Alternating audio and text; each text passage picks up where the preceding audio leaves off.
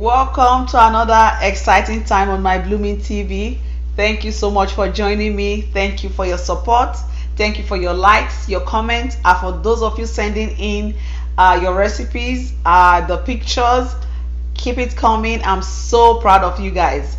It's getting a little bit chilly here in Canada, and this is the perfect season for chili and soups. So usually in the fall and in the winter, I like to make chili. So today I'm going to be bringing you another exciting chili recipe. This time around it's going to be a 4-bean chili. If you haven't checked out my 3-bean turkey chili video, you're missing out. Sit back, relax, enjoy, and please do not keep this video to yourself. Don't forget to give a thumbs up, share with your friends. I'll be right back and we'll go through the ingredients. Alright. Okay. Welcome back. So for our 4-bean chili, like you know, chili has a lot of ingredients. I'm going to be slow cooking mine overnight. So if you want the flavors to really be infused, you want to slow cook your chili for at least 4 hours, or you can cook it overnight or throughout the day like I'm doing. So today we're going to be using 4 different types of beans. I'll be using my red kidney beans, pinto beans, chickpeas, and white kidney beans. These I have bought 1 can each. I'll be using lean ground beef and 3 medium-sized bell pepper. I'm using orange, red, and yellow. You can use any bell pepper of your choice, and you can also use any beans combination of your choice. For those of you who are vegetarians, you can omit the meat and just do it like a veggie chili. Hopefully I'll get to upload that soon. Here I have about 1 cup and a quarter of steamed tomatoes. So you can either use this or use tomato sauce. And over here I have about 1 farmer sausage, so it's about a little over a cup. You can use any sausage of your choice.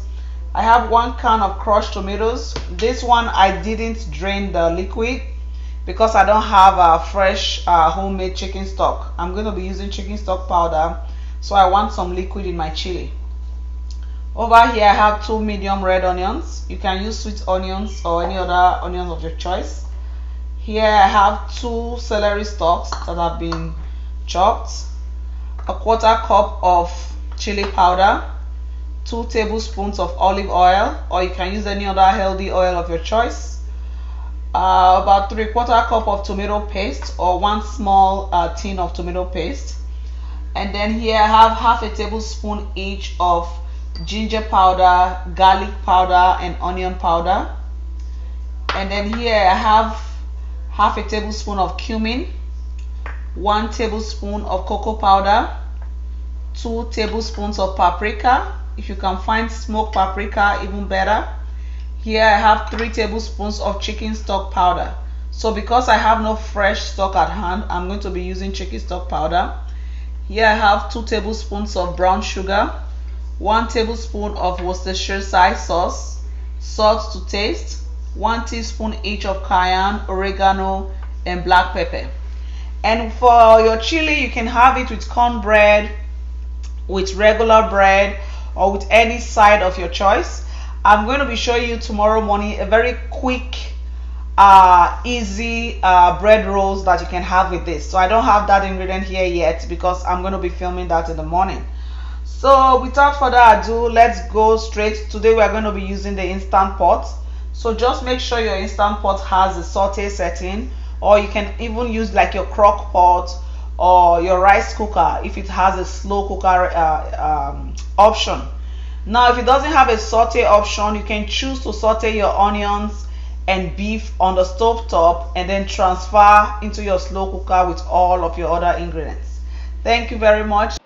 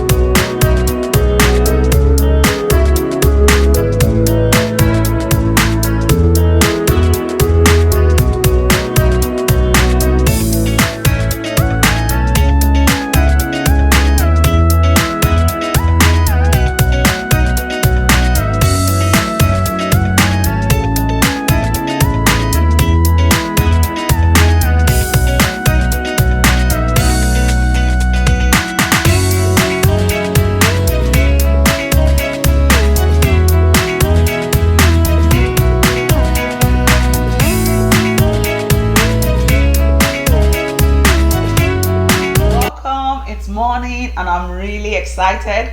I haven't checked on the chili yet. We are going to be doing that together.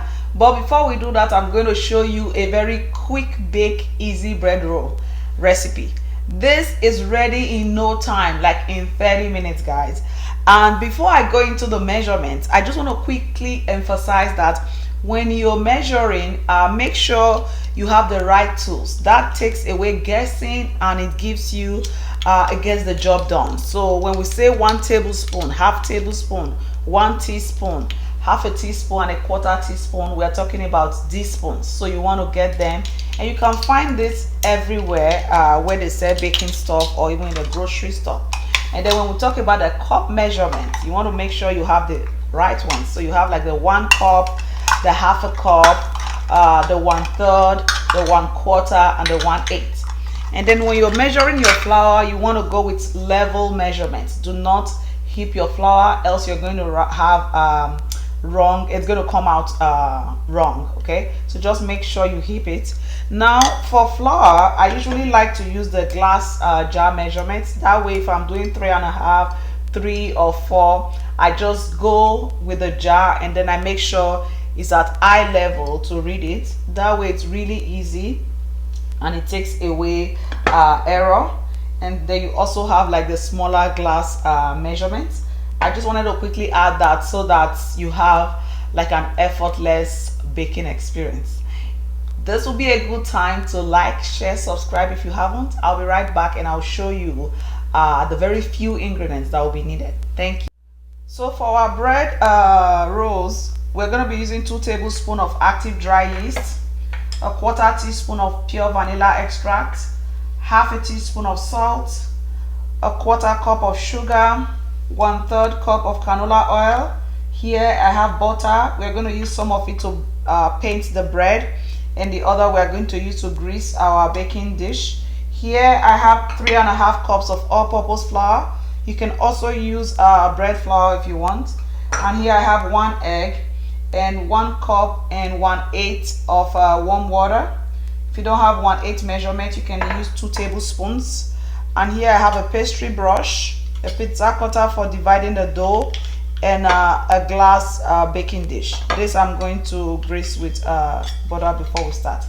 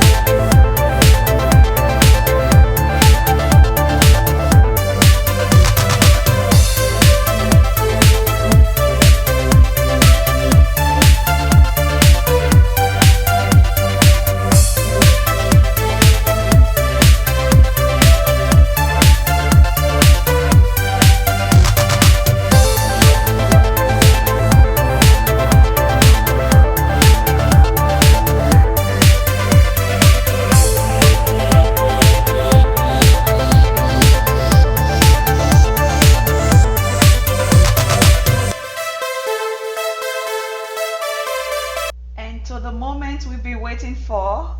So this has finished cooking and it just switches automatically to the keep warm. So it has a keep warm function and that is really nice. So let's do the big reveal. Are you guys ready for it? Say Blooming TV. Look at that goodness right there.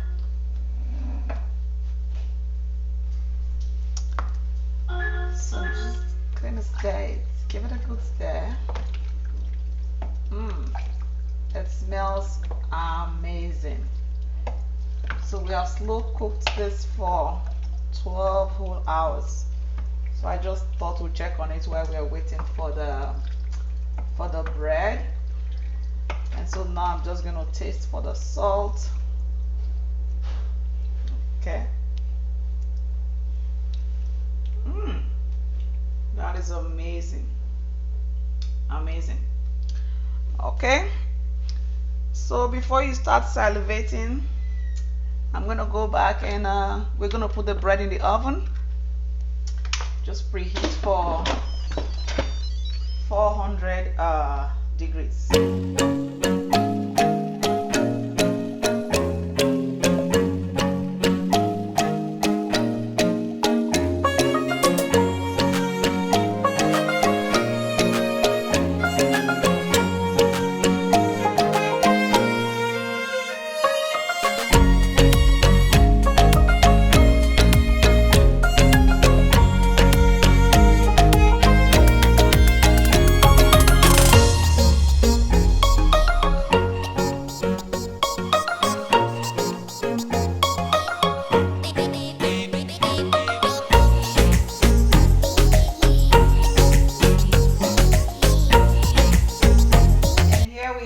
We are all done. Our 4-bean chili is ready and the bread looks absolutely divine. Give it a try and let me know what you think. Like I said, this bread is really super easy, and as you can see, it's so soft, so nice, and so fluffy. I'm gonna give it a try now. This is so good, guys. So until next time on my Blooming TV, when I bring you another beautiful episode, have a blessed and wonderful day. 1, 2, 3, come on!